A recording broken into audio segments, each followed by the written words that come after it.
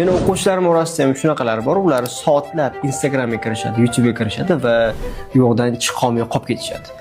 Sababi u yerdagi kontentlar juda ham o'sha algoritmlari juda ham zo'r tuzilgan, ular maksimal userni o'zi ushlab qoladi va highly addictive hisoblanadi.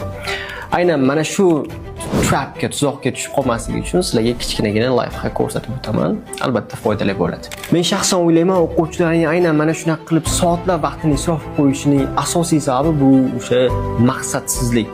Ya'ni ular bemaqsad o'sha Instagramga kirishadi, YouTube'ga kirishadi va soatlab qolib ketishadi.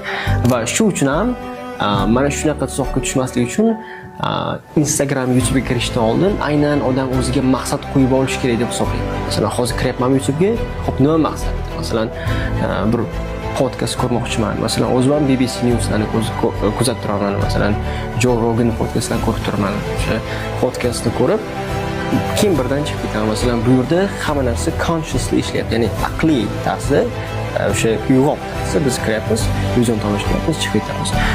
Maqsadsiz kirgandan keyin soatlab yo'qda o'tirib qolish hech kam emas va vaqt isrof qilish ham hech kam emas. O'shaning uchun odam Instagram, YouTube'ga kirishdan oldin o'zida aynan maqsadini qo'ya olish kerak. Hozir nima uchun kiryapman, nima maqsadda kiryapman, qanchada o'sha joydan chiqib ketaman. Shu narsani aniqlashtira olsak, anchagina oson bo'ladi.